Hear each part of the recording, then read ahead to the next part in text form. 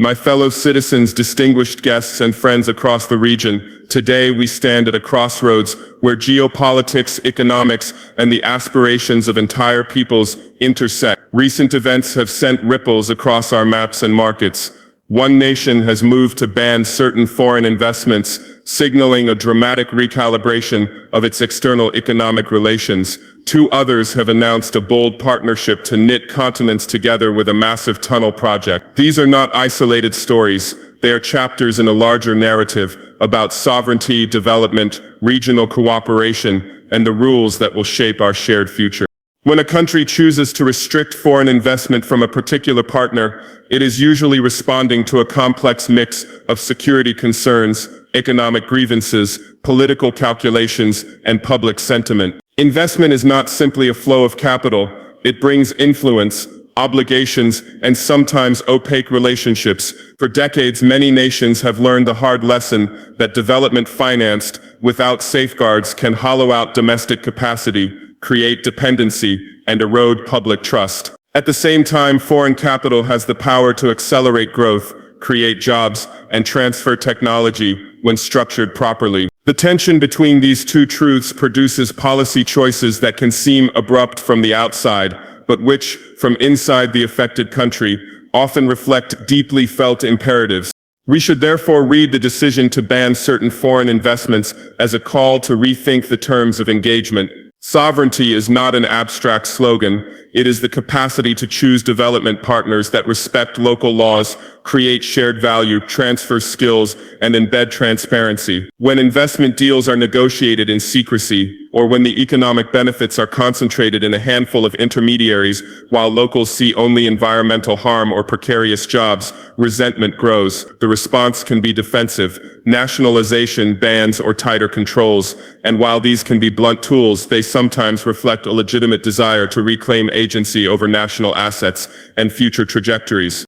But a reactionary turn away from investment is not the only path. The wiser path is disciplined engagement. Insist on joint ventures that require local ownership stakes, mandate technology transfer and training quotas, enforce environmental and labor standards, and embed independent audits and community oversight in every major contract. Governments must build procurement systems, beneficial ownership registries, and public dashboards that make the economics of deals visible. When citizens can see who benefits, how revenues are used, and whether projects meet local needs, trust grows. Conversely, when opaque deals erode livelihoods or skirt regulation, the political backlash is predictable. The second story in this unfolding drama is the announcement of a monumental tunnel project linking two neighboring regions, a project that, if realized, would be transformative. Ambitious infrastructure visions do more than move people and cargo.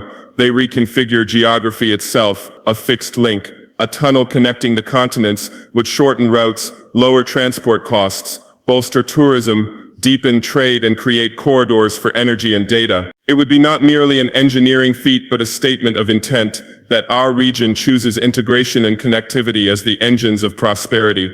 Big projects carry enormous opportunity, but also serious responsibility. When states plan infrastructure of this magnitude, they must do so with sober economics and rigorous governance. Projects of this scale attract political drama, multinational contractors, and complex financing packages. The risk of cost overruns, corruption, environmental damage, and social displacement is real. Lessons from other mega projects are instructive. Success is rarely automatic. It depends on meticulous planning, transparent procurement, strong institutions, and equitable benefit sharing. So let us imagine a pathway that synthesizes the lessons from both stories. First, investment must be strategic. We should welcome foreign capital that supports local industrialization, fosters linkages, and expands a domestic value chain. A tunnel that reduces transit times should not simply serve extractive flows. It should be designed to support manufacturing zones, logistics hubs, and coastal ports that process goods locally, rather than merely shipping raw materials abroad. For this to happen, procurement clauses must favor local contractors when feasible, and training quotas must ensure that local workforces ascend into skilled roles, not just temporary labor. Second, governance must be rigorous. Financial arrangements should be transparent and subject to independent scrutiny. Public debt taken to finance such projects must be evaluated against realistic revenue projections, not optimistic forecasts. Guarantees, sovereign backstops, and off-balance sheet liabilities must be disclosed so citizens and markets alike can assess the risks. Independent cost-benefit analyses, published for public consumption, and phased contracting that links disbursements to verified milestones will reduce corruption risk and improve outcomes. Regional oversight mechanisms, where neighboring states, multilateral institutions, and civil society observers collaborate, can provide the checks and balances that large projects need. Third, environmental stewardship cannot be an afterthought. Mega infrastructure can be disruptive. It can alter coastal ecosystems, damage marine life, and shift sediment flows. A tunnel project must be paired with robust environmental impact assessments, long-term monitoring, and mitigation plans that include habitat restoration and compensation where harm is unavoidable. Renewable energy should power construction and operation where possible. Climate resilience designs, from flood protection to temperature control, must be built in, not patched later. The green transition is not a slogan, it is a necessity that protects livelihoods and preserves the resources on which future prosperity depends.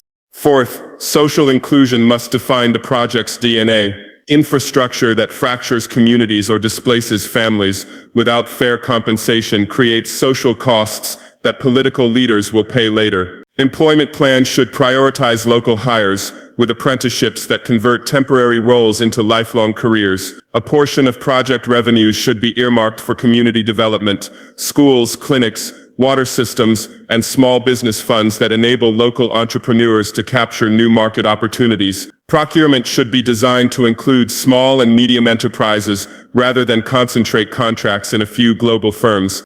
Fifth, diplomacy must be handled with skill. Big projects are often accompanied by geopolitical competition. When infrastructure links regions, it becomes an arena for influence. That reality should not be feared, but managed through clear legal frameworks, mutually beneficial treaties, and multilateral financing structures that diffuse partisan leverage. Where third country capital participates, make sure that financing terms are transparent, that rates and collateral are reasonable, and that dispute resolution mechanisms are fair and predictable. National courts are essential, but arbitration frameworks that include regional representation can be helpful for cross-border projects. Sixth, think regionally in economic design. A tunnel that merely serves two ports misses the larger opportunity. Plan corridors that connect hinterlands to new economic nodes, that integrate rail, road, and port investments, and that harmonize customs, standards, and visa regimes, reduce non-tariff barriers. Invest in skills and logistics so that manufactured goods and high-value services can move across borders without bureaucratic friction. Regional trade and shared infrastructure create scale, which in turn attracts more investment and higher-skilled jobs. Seventh, learn from others, but adapt to local realities. The comparison to other successful small tech-savvy states is tempting, but dangerous if applied as a direct copy. Every country has its unique history, institutions, and political economy. The foundational step is institutional capacity building. Create public procurement authorities that can run competitive tenders, empower anti-corruption bodies, bolster independent media and auditing institutions, and invest in legal frameworks that protect contracts while ensuring accountability. Eighth, public communication matters. Governments must explain, patiently and honestly, why a project is needed, how it will be financed, what the risks are, and how ordinary citizens will benefit. Transparency reduces rumor and opposition. Secrecy fuels suspicion. Public consultations should be genuine, with concessions and adjustments made where community concerns are legitimate. When people feel consulted and see tangible returns, social license becomes durable. Ninth, avoid zero-sum thinking in foreign economic relations. A decision to restrict investments from one partner should not degenerate into automatic alignment with another in which the same structural problems may reappear. The goal is not to swap one dependency for another. The goal is to diversify partnerships, strengthen domestic oversight, and ensure that all engagements are governed by clear, enforceable standards that protect national interests. Diversification reduces leverage and increases bargaining power. It also allows governments to choose partners that bring complementary strengths, technology, markets, skills, rather than merely capital. 10th, build local capacity for negotiation and contract management. Governments that negotiate large deals must have teams of legal, financial, and technical experts who can vet terms, spot hidden clauses, and design contracts that protect sovereign interests. Don't outsource your judgment, build it, invest in training, international secondments, and institutional memory, so terms concluded today do not become regrets tomorrow. We must also consider the human dimension. Political leadership is tested in moments like these. Restrictive measures can rally domestic politics in the short run, but they can also isolate a country diplomatically and economically if not handled with care. Ambitious tunnel projects can inspire national pride, but they can also burden future generations if debt is unsustainable or if social costs are ignored. The true test of statesmanship is to balance urgency with prudence, ambition with humility, and sovereignty with openness. At the same time, these twin developments, the reassertion of control over investment flows by one state and the cooperation of two others on a visionary infrastructure project, remind us that the region is alive with agency. Countries are no longer passive recipients of external plans. They are actors who set terms, negotiate, and sometimes rebalance relationships when they perceive a mismatch. That reassertion of agency is healthy when it leads to better transparency, stronger institutions, and more equitable partnerships. To business leaders and investors watching these shifts, the message is clear. If you want durable returns, build trust, offer partnerships that prioritize local content, training and joint ventures, accept transparent risk-sharing arrangements, support community development and environmental mitigation, back practices that can be publicly scrutinized without fear. Investments anchored in local prosperity and transparent governance will weather politics. Those built on secrecy and short-term extraction will not. To civil society and the press, your role is indispensable. Investigative reporting, rigorous auditing, and community mobilization create the social energy that holds leaders accountable. Demand open contracts, insist on environmental reviews, and press for apprenticeship and hiring commitments. Your vigilance is not anti-development. It is the mechanism that ensures development is just.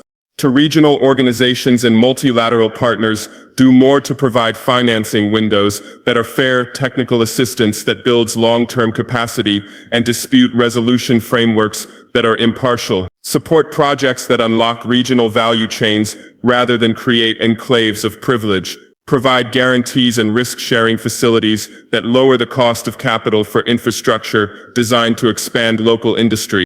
To citizens, be skeptical not of investment per se, but of arrangements that give away future returns for immediate cash. Ask hard questions about who benefits, how jobs are created, and how risks are shared. Participate in public consultations. Vote for leaders who prioritize institutional competence. Measure performance not by ribbon cuttings, but by results. Did clinics get stocked? Did schools fill seats? Did more people find steady employment? My friends, the world we inhabit is complex and fast-moving. Decisions made in boardrooms and ministries today will echo for generations, but history is not a chain of inevitabilities. It is a field of choices. We can choose fear or prudence, reaction or strategy, secrecy or transparency, short-term headlines or long-term prosperity.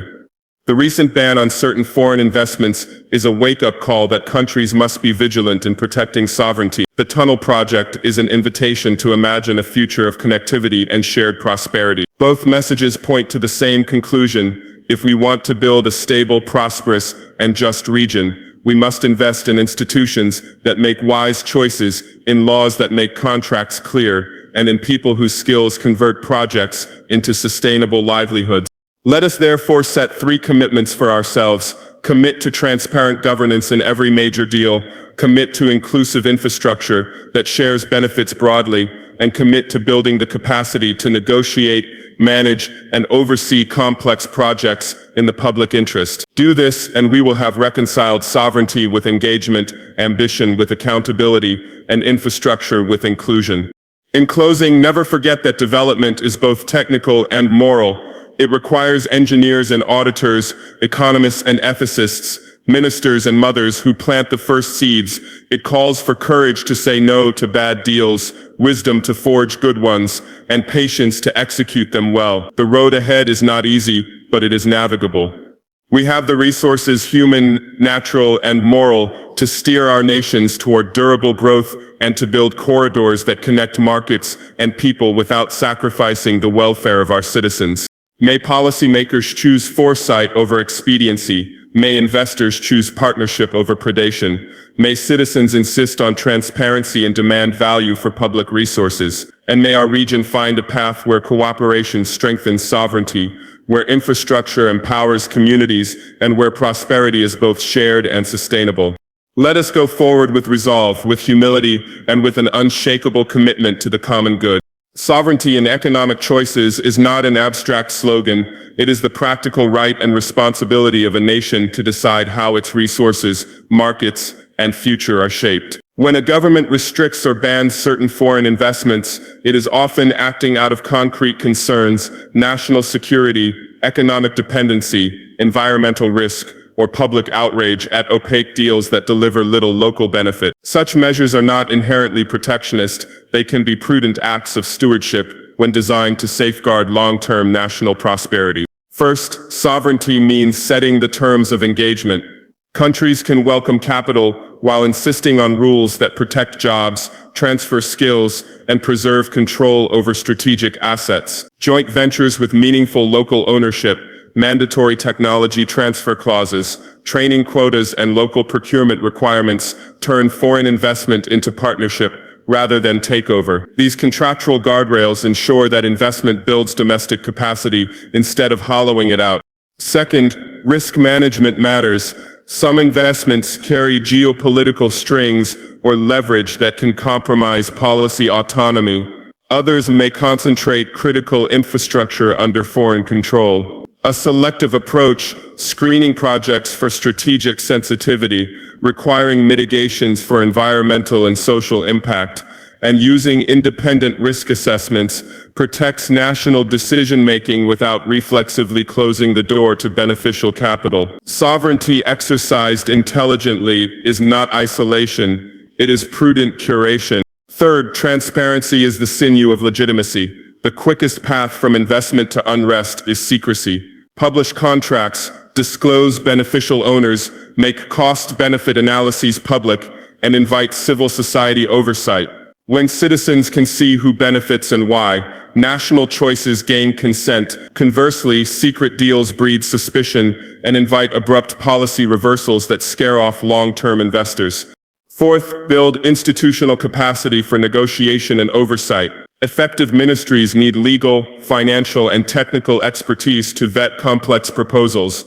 Independent procurement authorities, well-funded regulators, and empowered audit institutions keep deals honest. Sovereignty is strongest when the state is competent, negotiating hard, spotting hidden liabilities, and structuring contracts that withstand political turnover. Fifth, diversify partnerships and instruments. Relying on a narrow set of foreign partners increases vulnerability. Broaden the investor base. Tap regional financing. Use multilateral development banks for co-financing. And explore creative instruments, blended finance, sovereign wealth contributions, and equity stakes that share risk and retain upside for the public. Finally, align choices with citizens' welfare. Prioritize projects that create local value chains, protect the environment, and include social safeguards. Use revenue sharing, local hiring commitments, and community development funds to ensure that economic choices translate into tangible improvements for ordinary people.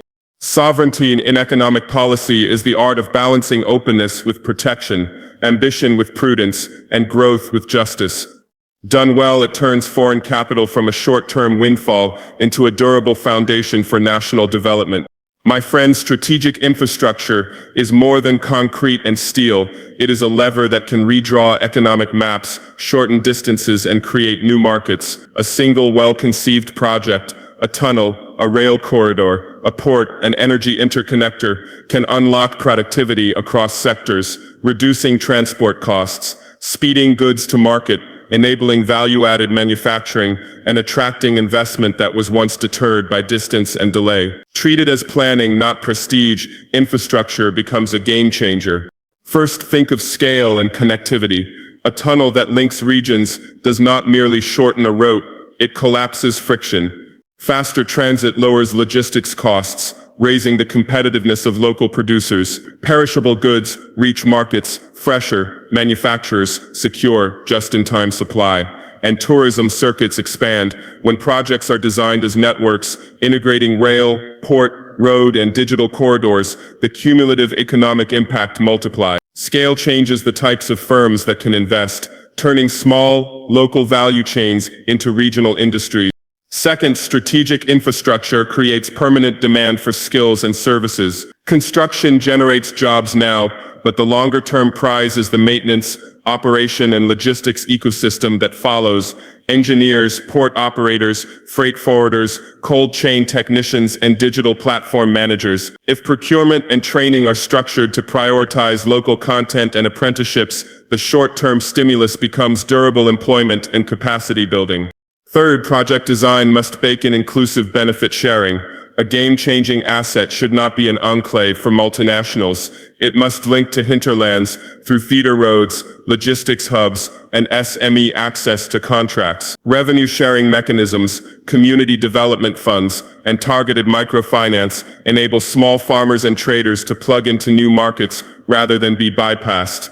Inclusion turns infrastructure from a headline into a local livelihood. Fourth, governance determines whether a mega project empowers or impoverishes. Transparent procurement, independent audits, and phased contracting tied to verifiable milestones reduce cost overruns and corruption. Public disclosure of contracts, beneficial owners, and environmental mitigations builds social license. Rigorous cost-benefit analyses, sensitivity tested for traffic, demand, and climate risks, prevent politically driven white elephants. Fifth, finance must be sustainable and diversified.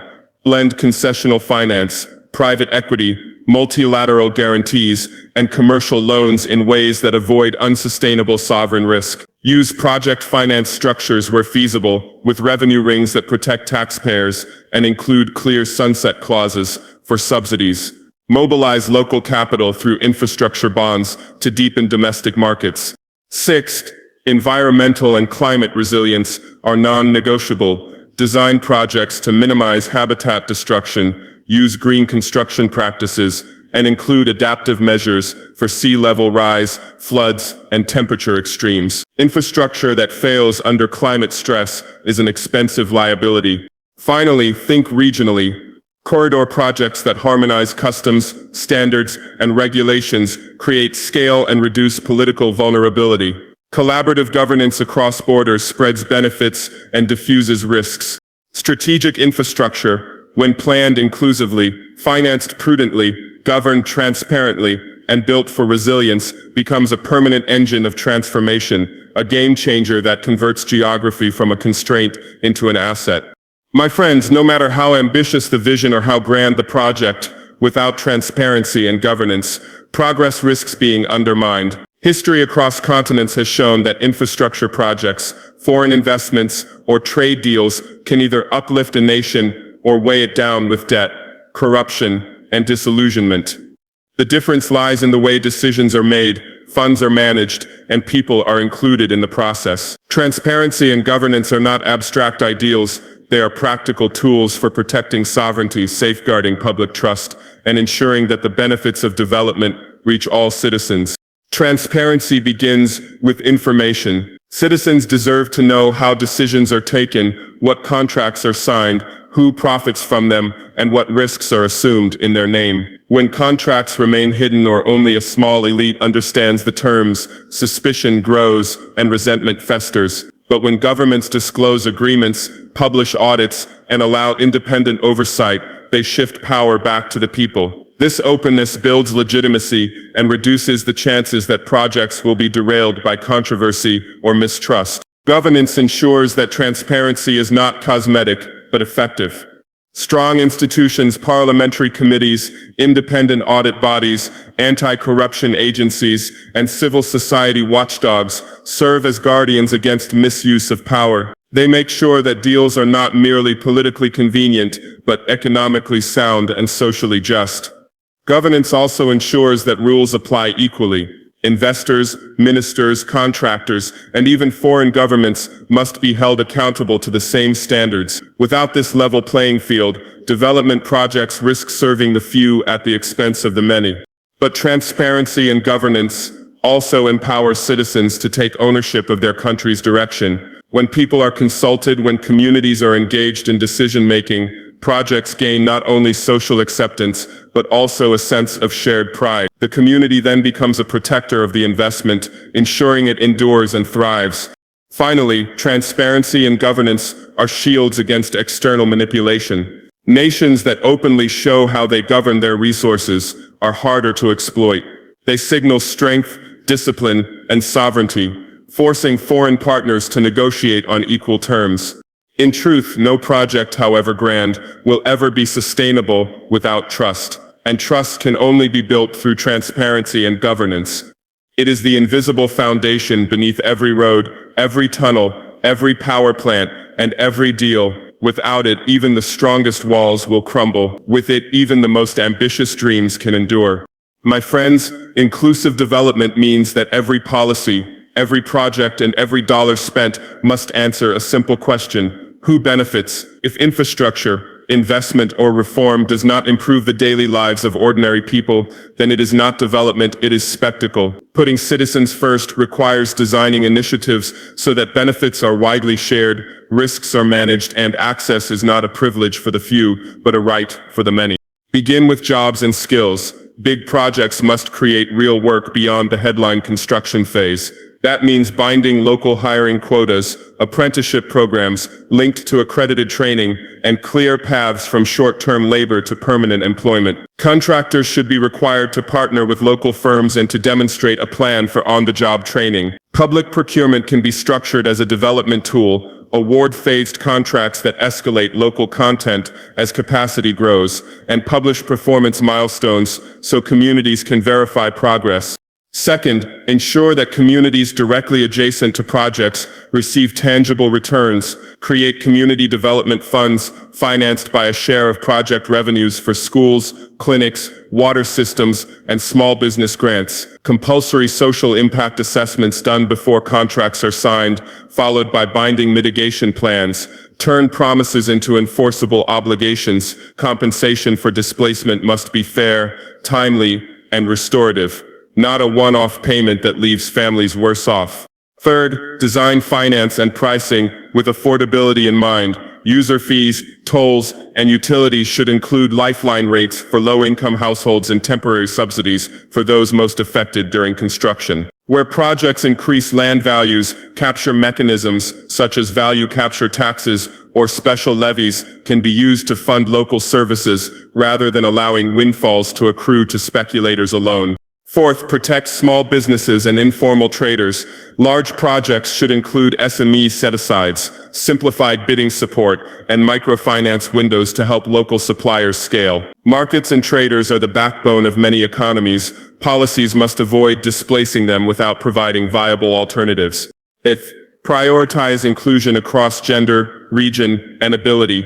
Women, youth, and marginalized groups must have explicit quotas for training slots, management roles, and access to finance. Ensure consultations are held in local languages, at times and places accessible to women and working people, so participation is real, not performative. Sixth, build transparent grievance and monitoring mechanisms.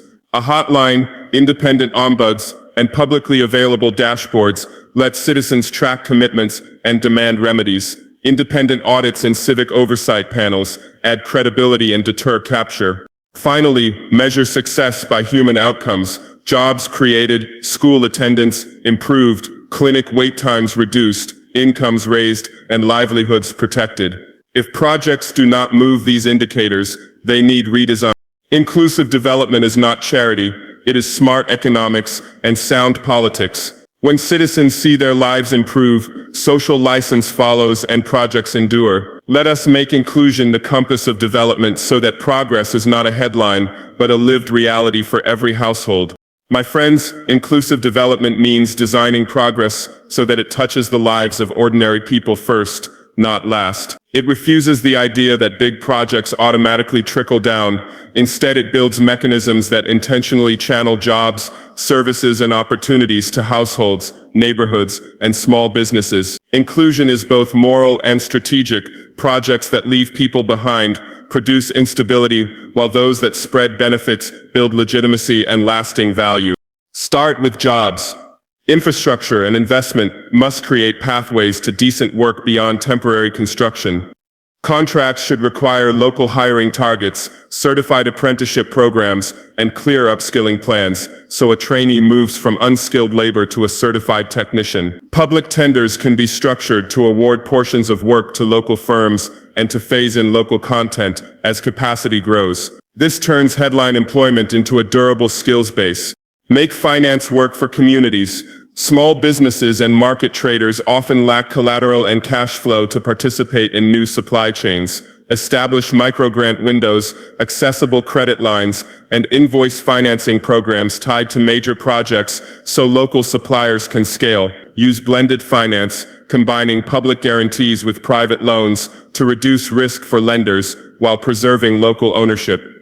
Ensure procurement processes are simple and transparent so SMEs can actually compete. Anchor benefits in place. Use value capture mechanisms so rising land values and increased traffic generate community funds for health, education, and water. Dedicate a percentage of project revenues to neighborhood development trusts that finance schools, clinics, and vocational centers. Compensation for displacement must be fair, timely, and restorative. Offer rebuilt homes, livelihood restoration grants, and training that aligns with new local opportunities. Center gender and marginalized groups. Set quotas for women in technical and managerial training. Ensure childcare support during training and work, and create targeted loans for women entrepreneurs. Consult with disability groups and rural associations early so project design accommodates diverse needs rather than retrofitting access later. Protect livelihoods that might be disrupted.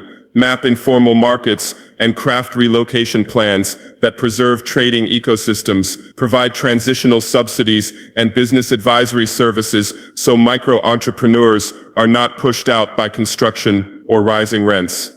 Institutionalize accountability. Publish contract terms, local hire compliance reports, and community spending dashboards in accessible languages. Create independent grievance mechanisms with the power to pause contracts when commitments are violated. Civil society monitors and local oversight committees should have seats at the table. Finally, measure what matters, not just kilometers built or dollars spent, but school enrollment, household incomes, days with electricity, clinic wait times, and number of certified local technicians. If human indicators don't improve, the project fails its mission. Inclusive development is practical, measurable, and humane. When citizens see real benefits, jobs, skills, services, they become partners, not obstacles. That is how development becomes durable and just. My friends, regional cooperation is not an abstract ideal. It is a pragmatic multiplier of national strength. When neighbors coordinate policies, pool resources, and plan infrastructure together, they convert small domestic markets into viable economic regions, reduce vulnerability to external shocks, and expand opportunities for jobs, investment, and shared prosperity. Cooperation multiplies scale, lowers costs, and turns collective challenges into common assets. Start with trade and logistics. Harmonized customs procedures, mutual recognition of standards, and simplified transit rules cut time and expense. A truck that crosses borders in hours rather than days makes perishable agriculture profitable, enables manufacturing just-in-time supply chains, and reduces the price of goods for consumers. Regional corridors that link ports, rail, and highways create economic corridors where factories, warehouses, and logistics firms cluster, and those clusters create jobs that are deeper and more durable than isolated projects. Shared infrastructure is another force multiplier. pooling resources to build power interconnectors, cross-border water management systems, or an international tunnel spreads costs and risks while delivering scale that a single country could not finance alone. Joint ownership and governance reduce the temptation to capture benefits for a single elite and encourage maintenance regimes that endure because multiple countries depend on them. Financial cooperation stabilizes economies, regional payment systems, pooled sovereign bond markets, and stabilization funds help countries weather shocks without resorting to sudden austerity or catastrophic sell-offs. Development banks with a regional mandate can finance projects on better terms and ensure that local priorities shape investments. Shared insurance pools for climate and disaster risks reduce the long-term fiscal burden on any one state. Security and migration are inseparable from development. Coordinated border management, joint patrolling against smuggling and organized crime, and common approaches to refugee protection protect citizens and build trust. When security is managed cooperatively under civilian oversight, it becomes less a source of bilateral friction and more an enabler of commerce and mobility. Policy harmonization invites investment. Investors seek scale and predictability. A region with aligned regulations, streamlined business registration, and interoperable digital standards becomes a far more attractive destination than a patchwork of small, divergent regimes. Joint regulatory sandboxes for fintech or health tech allow innovators to scale regionally from day one, not after costly re-entry into each market. Cooperation also fosters knowledge sharing.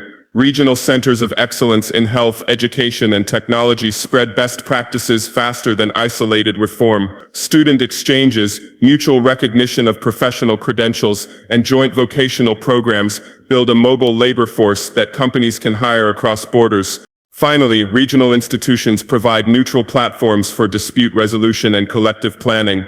When disagreements arise, multilateral forums with clear rules and impartial adjudication prevent escalation and preserve the gains of cooperation.